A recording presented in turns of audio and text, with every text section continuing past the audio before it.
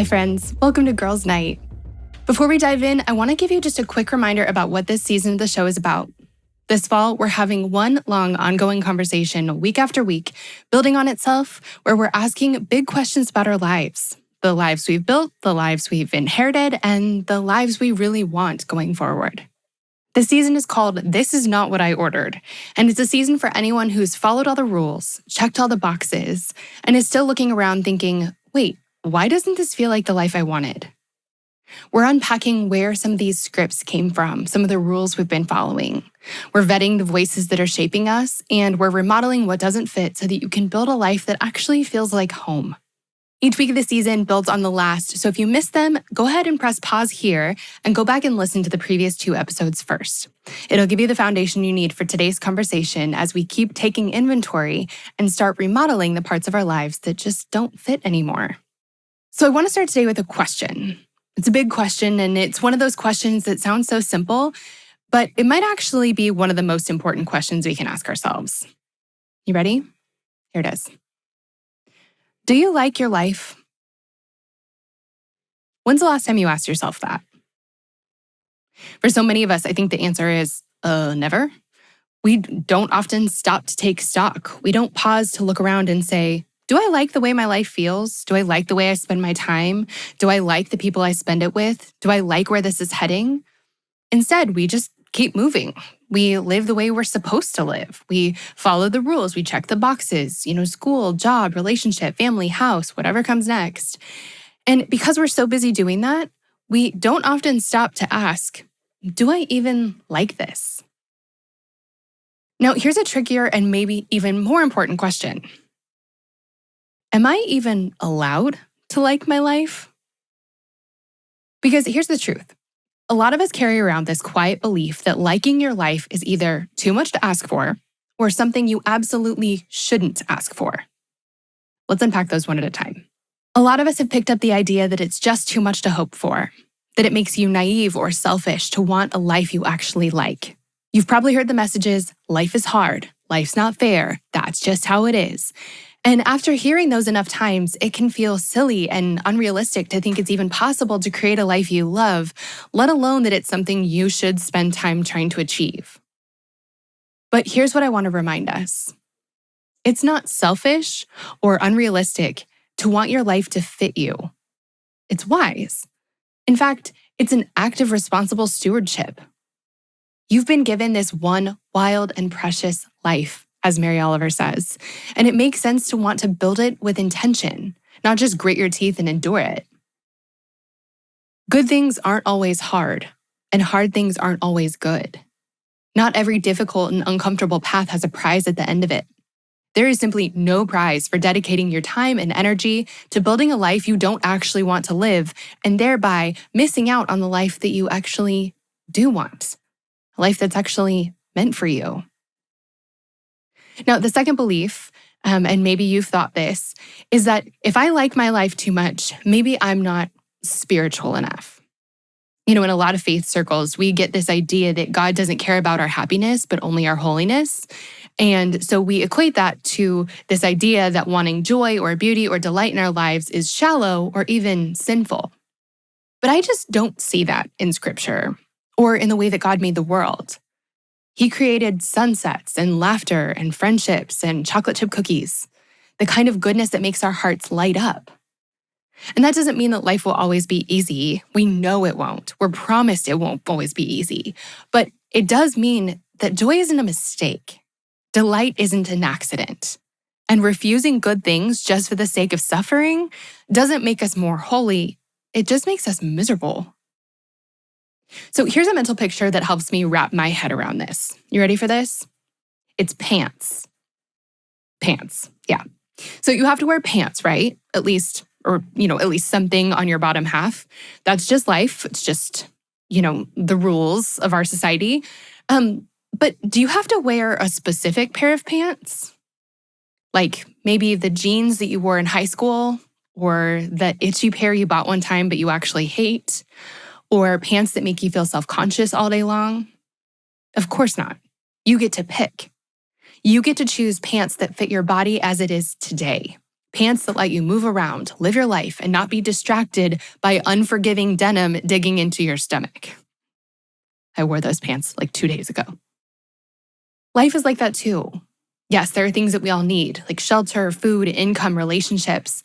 But within those categories, there's so much room for nuance. There's so much room to choose. There's room to find what fits. And here's a detail that we need to keep in mind here, and that is that fit doesn't stay the same forever. Life isn't static. It's not a destination we reach. It's a journey we're on, a journey of thoughtfully reimagining our lives over and over again as we grow and change and as the world changes around us. So when I ask, do you like your life? I don't mean, is it perfect or is it social media worthy or does that look like hers? I mean, does it fit you in this season?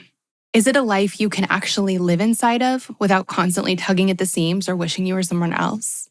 So that's what we're going to do today. And we're going to talk through different areas of our lives together, friendships, our bodies, our work, our joy, our relationships, our families, and take an honest look.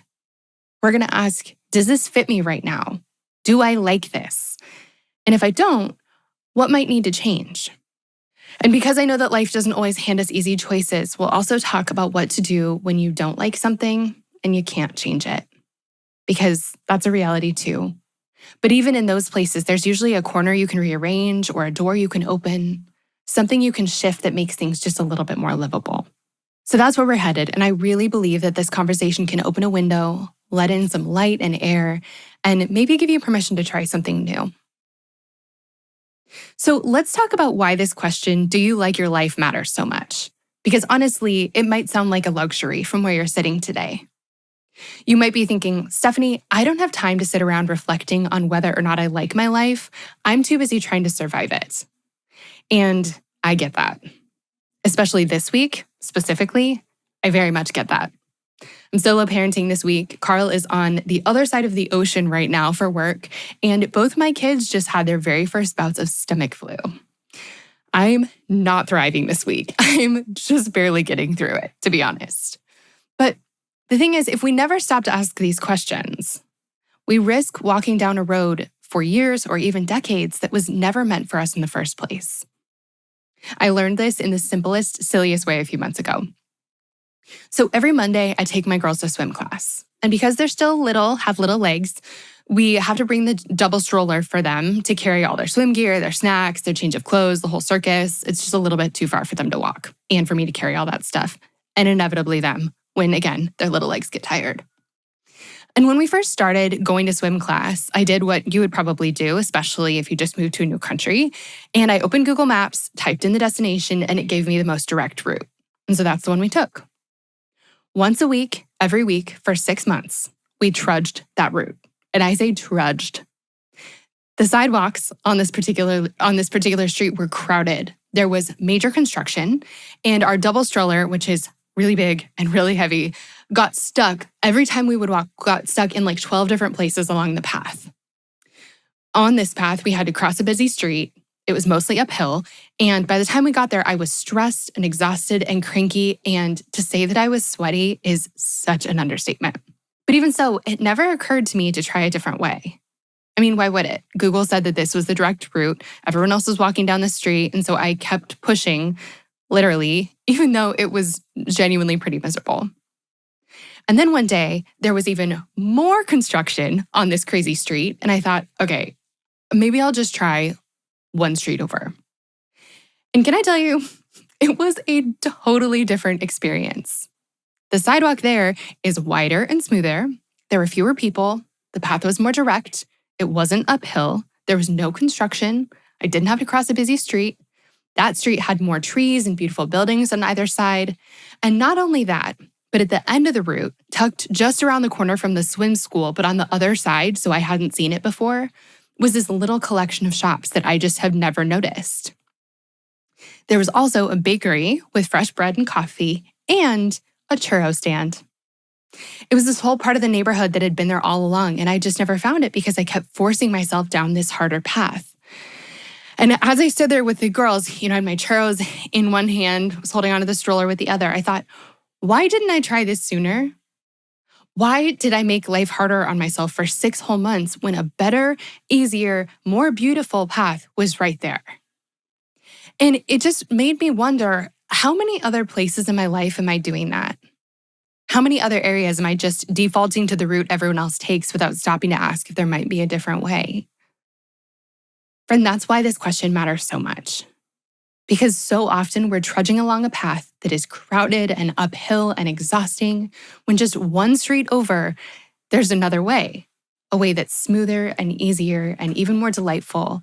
And that's what I don't want us to miss.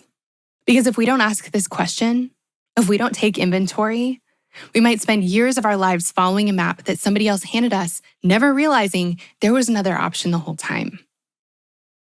And here's what I want you to hear. Changing our lives doesn't always take a gigantic leap or a dramatic move. Sometimes it's just a small detour or a tiny adjustment that makes the whole journey so much better. And so that's why I want to spend the rest of our time together today walking through the rooms of your life one by one and asking some really simple but powerful questions, because chances are there's at least one small change you could make that would open things up, make life feel lighter, and maybe even give you a churro stand you didn't know was waiting for you. Okay, so here's what I want us to do next. When we're talking about changing our lives, we often think in extremes. We think about blowing everything up, quitting our jobs, moving to a new city, ending the relationship, starting completely over. We imagine that if we just moved somewhere else, everything would be magically different. But it truly doesn't have to be like that. Most of the time, we don't need to demolish the whole house. What we actually need to do is just reimagine it a bit. I love this idea because reimagining or remodeling a house means we're keeping the good bones. We're honoring the foundation, but we're also brave enough to knock down a wall here or open up some space there, to repaint, reimagine, make it fit us better for the season we're in right now. And isn't that what we all want? To live in a life that feels like home? So, okay, for the rest of this episode, we're going to imagine that our life is a house. And we're going to walk from room to room, and we're going to take a look around. Notice what feels good and what doesn't. What's too small, what's too big, what's working, and what might need some remodeling. Again, this is not about tearing everything down. It's about noticing what fits, what doesn't, and noticing what we might need to rework so that our lives feel like home again. So we're going to start our house tour in the living room. The living room is the space where we welcome people in, where we gather, connect, spend time with friends. And just like in a physical house, the condition of this room in your life matters. So let me ask you, if we peeked into your living room right now, the living room of your life, into your friendships, your community, the people you spend time with, what would we find? Would it be empty and lonely? Would it be crowded but full of people who drain you? Or maybe full of people who make you feel small or like you're never quite enough? Here's what I know. There are 8.1 billion people in the world. It is not too much to hope for that some of them would be the kind of friends who see you and delight in you and actually want to be around you. If you don't have friends like that right now, it's worth finding them. Because when our living room is filled with people who say they love us, but honestly act like they don't really like us, their attitude is contagious. Over time, it seeps in. We start to see ourselves the way that they see us. And that's why I always say, you do not have to be friends with people who are mean to you. I've lived this. My life has felt so much heavier in seasons when I've been surrounded by people who tear me down, and so much lighter and more fun and freer when I'm with friends who lift me up. Honestly, I feel like I'm a different person because of my great friends. And that's the point. We do become more like the people we spend time with. Their outlook, their habits, their way of seeing the world, it rubs off on us. And that can be an incredible gift or a really heavy weight. So if your living room feels a little bit empty or crowded, but with some of the wrong people, maybe this is a place that needs rearranging. It doesn't mean throwing everyone out. It might just mean creating more space for the right people, or spending slightly less time with the draining ones, or taking a risk and inviting someone new in. Because this room matters. The people you share your life with shape your life. Okay, our next stop is the kitchen. The kitchen represents our body, our health, our well-being, the way we nourish ourselves and the way we feel in our own skin. For me, this room has been through a big transformation over the last few years. I always, my whole life, have been a hard worker, an audacious goal setter, someone who loves a good project. And for most of my life, I treated my body like one of those projects. It was never good enough. I was always pushing harder for the next goal, convinced that it was something that would never, ever be done. But then I had my girls. And suddenly my body wasn't a project anymore. It was a home for miracles. I watched it create 20 fingers and 20 toes and the smartest, funniest, kindest little girls I could have imagined. And after that, it was easier to be kind to my body, or at least kind about the way that it looked. How could I be mad at stretch marks or stretched out skin when I remembered that I just carried a gigantic beach ball under my skin for months? Like, that's just how it goes, and I wouldn't undo it for all the flat stomachs in the world. But then, just a few days ago, something happened. I caught myself being hard on my body, on the way it looks, for the first time in a long time. It was almost as if I was like, okay, body, I was willing to cut you some slack. I was willing to give you some grace, but you've taken this too far. I looked in the mirror and what looked back at me felt unacceptable. My first instinct is what it always is, was to jump straight into a hardcore regimen. Like, starting now, no more sugar. Sorry, tiramisu guy down the street who knows my name because I go to his shop so often. Or like, I'll walk X number of steps a day or find this gym. I wanted to overhaul everything. But having been down this road a couple times before, instead of grabbing a sledgehammer and knocking down a wall, I paused and I asked myself some questions. What has my body been up to these last few years? And how have I been taking care of it? The truth is, my physical needs have been largely ignored in the stress of becoming first-time parents. And at the end of the day, when my body is shouting so loudly for care and nourishment that I just can't ignore it anymore, I toss it something easy, like a cheeseburger. I'm just too tired to do anything else. But now that I feel like I'm through a lot of the transition of becoming a parent and starting to come out on the other side, I'm asking different questions. Like, what does my body actually need in this next season? Also, what do I want from my body? For me, that answer is health and strength and mobility for as long as I can have it. And then the next question I'm asking is, what might need to change in my kitchen and the way that I'm eating, the way I'm caring for myself to make that possible? I don't have all the answers yet. I'm working on it, but I do know this. My body isn't a project to fix. It's a home to care for. And like any good remodel, it starts with noticing what's working, what isn't, and what small shifts could make the biggest difference. So as you step into your own kitchen, I want to ask you, how do you feel in your body right now? What story is your body telling about this season of life you've been in? And what's one small thing you could shift, not to punish your body, but to care for it, so this room feels more like home? Okay, you ready for what's next? Next, we're going to step into the office. Now, the office represents our work and our sense of purpose, how we spend the bulk of our time, how we contribute to the world, how we provide for ourselves and the people we love. This is such an important room because for most of us, work takes up a huge portion of our lives, like a huge portion of our day-to-day lives most days of the week. But so often, we treat this room like it's one size fits all. We assume there's just one right way to do it. You know the script. Work full time, 9 to 5. Climb the ladder, always be hustling for the next promotion. Or on the flip side, if you're home with your kids, that is supposed to be your whole identity, full stop. And it can feel like those are the two options, specifically for women. Either burn yourself out in a career that never ends, or lose yourself completely in caregiving. But here's what I've learned, is that just like the rest of life, there is no one single blueprint for this space. Just like with pants, you have to wear them, but you don't have to wear a specific pair. You get to choose what fits you best. For a while, I thought that bigger was always better when it came to my work. More money, more status, more square footage in the career part of my house. But I've discovered that just isn't always true.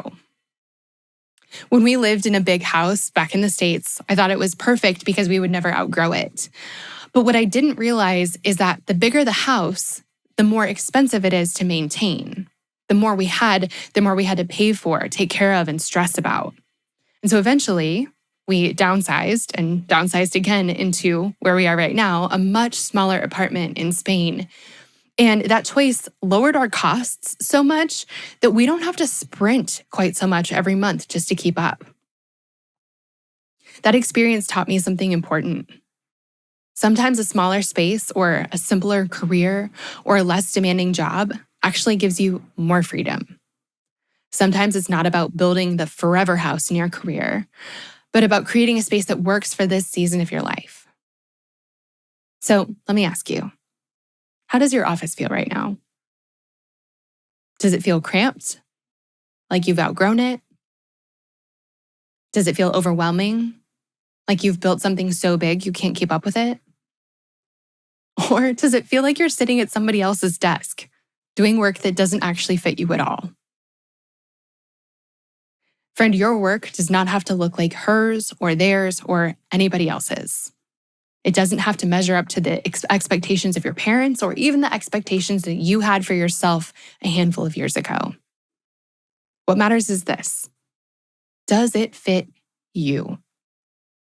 Does it line up with your values, your energy, and the goals you have for yourself in this season? And if it doesn't, is there one small thing that you could do to rearrange this room? Maybe it's setting a boundary at work or saying no to a project that drains you. Maybe it's exploring a side project that lights you up. Or it's realizing that you could actually afford to work less if you just simplified somewhere else. Because here's the thing, this room matters too. Your work and your purpose shape so much of how you feel day to day, how you experience your life. So remember, your office doesn't have to look like anyone else's. It just has to work for you right here, right now. Okay, let's step into the family room. This room, as you can guess, represents our family, both the family that we came from, our family of origin, and the family we're building. And just like the other rooms in this house, this one can look really different depending on the season of life you're in. So, how does your family room feel right now? For some of us, this means looking at our role as a daughter. We're not kids anymore, but sometimes our parents still carry a huge influence in our decisions. And that's not always a bad thing, but it can be a problem when their opinions weigh so heavily that we're not living our lives on our own anymore. Let me give you an example. Maybe you've been wanting to go to therapy, but your parents have always been skeptical of it. So you hold back, not because you don't believe in it, but because you can already hear what they're going to say about it. That's a moment where your family room might need a little bit of remodeling. Maybe creating some boundaries or a little bit more space so you can make choices that are right for you. For others of us, this room looks more like motherhood, raising kids or hoping to raise kids one day. And here's what I've noticed. Sometimes we take the cookie cutter version of family life and just assume it's the only way. We parent the way that we saw it done or the way that people around us are doing it without ever really asking if it fits us. But what if it doesn't? What if the way you're spending your days as a mom is draining you instead of giving you life? What if the schedule that works for everybody else isn't working for your kids or your marriage or your sanity? What if there's something you've been wanting to try, a new rhythm, a new approach, a new tradition, moving to Spain, but you haven't given yourself permission yet? That's where the remodeling metaphor comes back in. You don't have to throw the whole family room away. You don't have to move out, but you are allowed to make changes, to rearrange, to repaint, to knock down a wall or two if it means making space for what your family really needs in this season. This room matters deeply. Of course it does. Our families shape us, they sustain us, and also sometimes they stretch us thin. And just like every other room in the house, this is allowed to look different in different seasons. Remember, the goal isn't to have a perfect family room that looks just like somebody else's. The goal is to have a family room that fits you and the people you love right now in this season. Okay. Next, we're talking about romantic relationships. Now, this room looks really different depending on where you are in life. Maybe for some of you listening, it's singleness. For others, it's dating. For others, it might be engagement or marriage. But no matter what season you're sitting in, of course, this room matters deeply. And so let's ask, how's it going? How's it going in here? So if you're married, is your marriage going the way you want it to? Do you feel connected, supported, like you're building a life together that actually fits? Or do you feel like roommates passing each other in the hallway? If you're dating, if you're in a serious relationship, is the relationship life-giving? Is it healthy? Is it moving in a direction you want it to go? Or does it feel confusing, stuck, or like you're trying to convince yourself it's working when it's not? And then if you're single, how do you feel about that? Is singleness a season that you're thriving in? Are you building a life that fits you beautifully? Or are you carrying a lot of pressure and bad advice that makes this season heavier than it has to be? Now, here's something that's just true across the board. The voices around us aren't always helpful. Sometimes the advice we get about singleness, dating, marriage, parenthood, money, really the list goes on, is really, really bad. It's the kind of advice that makes things worse instead of better. I've seen this firsthand, specifically in singleness and dating and marriage and motherhood. And so that's why I've created the courses that I have, specifically too about our romantic relationships.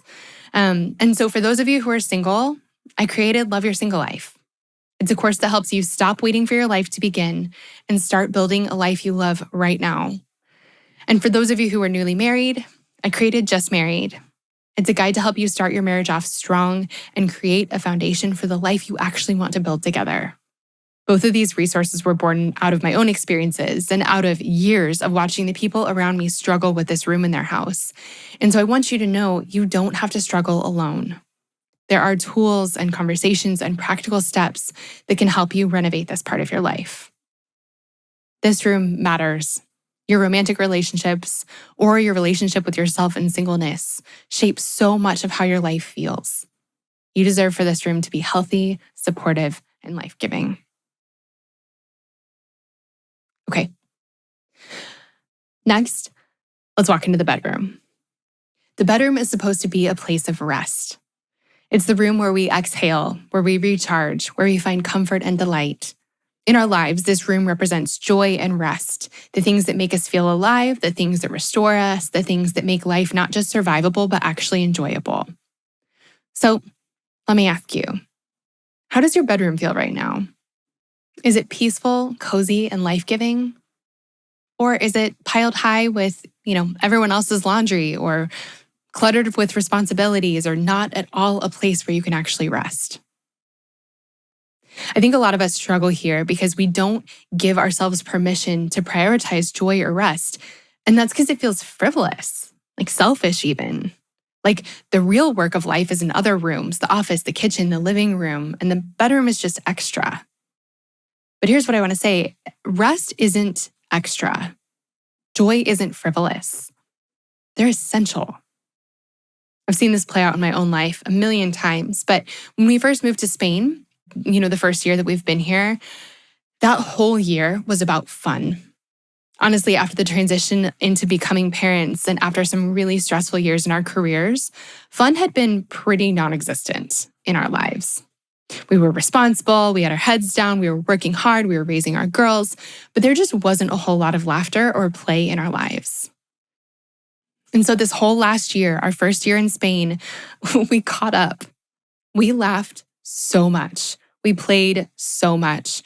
We stayed out late sometimes. We went dancing sometimes. We threw caution and responsibility. And let's be honest, sometimes our budget to the wind more than once so we could make space for a last-minute trip to France or go to a soccer game in Barcelona.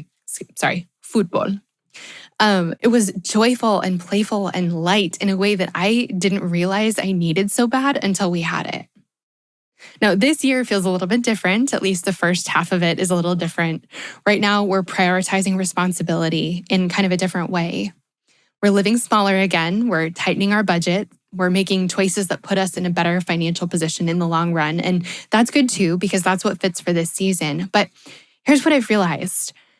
There's time for everything. There are seasons of play and lightheartedness, and there are seasons of responsibility and structure. Neither is wrong. But what matters is that the bedroom of your life, your joy and your rest, it matters that it still gets attention, that it's not left off the blueprint altogether. So I want to ask you, what's bringing you joy right now? What helps you rest? When was the last time that you laughed really hard or did something just because it was fun? And then lastly, what's one small, simple thing you could do this week to add just a little bit more delight or a little bit more rest into your life? Your bedroom doesn't have to look like anybody else's. It doesn't have to be Pinterest worthy or picture perfect. It just has to give you space to exhale and recharge and remember who you are outside of to-do lists. This room matters. Joy and rest aren't a luxury. They're part of what makes life worth living. So last but not least, let's wander into the faith room of our house. For some of you, this room feels pretty tender right now. You're asking big questions, pulling on loose threads, wondering if the things that you were taught still hold up. Maybe it feels scary to admit that even to yourself. Well, if that's you, I want to say that you're not alone and you're safe here. Questions don't disqualify you. In fact, they can be a sign of major growth. Our faith isn't meant to be a museum that we keep frozen in time.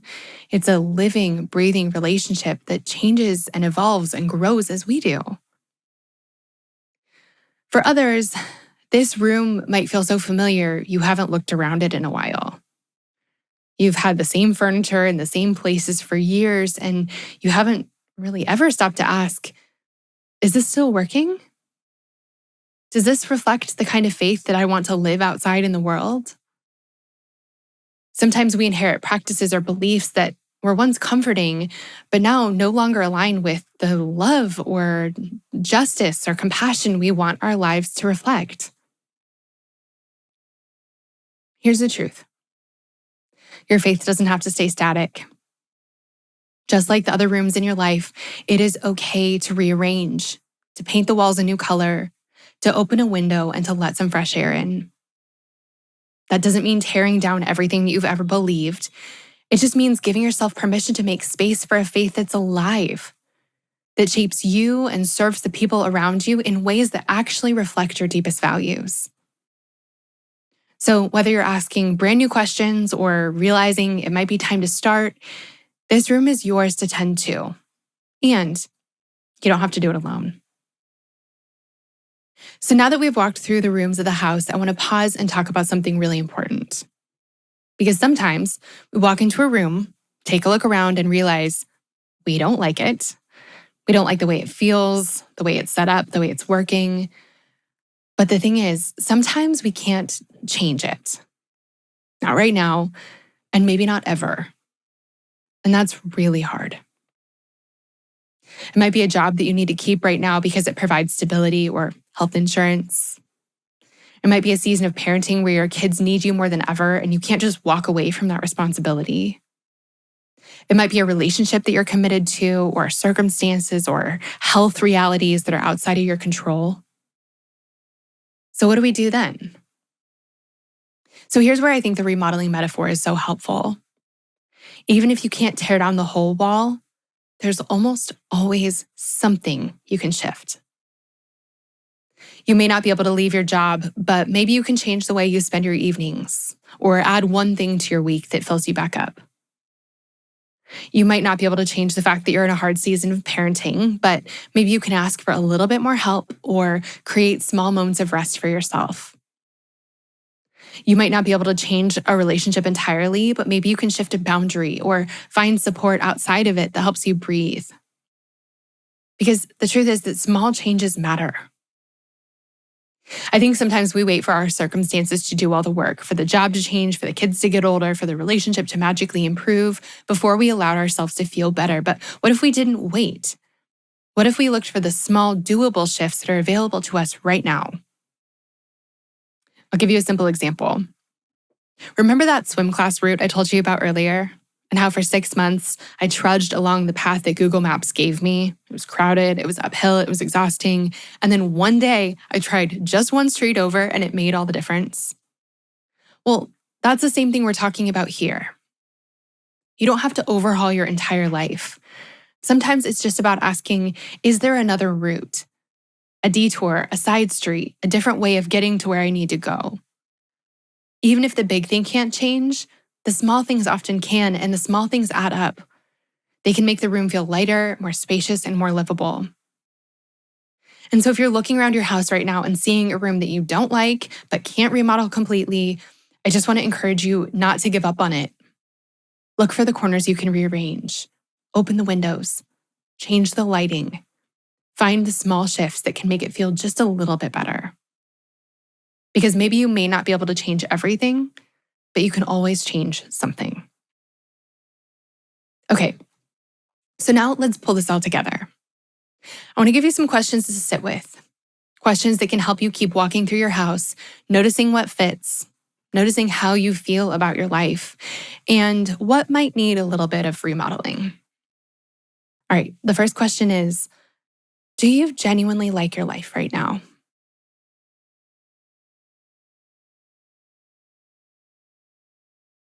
Which room feels too small or too big or just wrong for this season?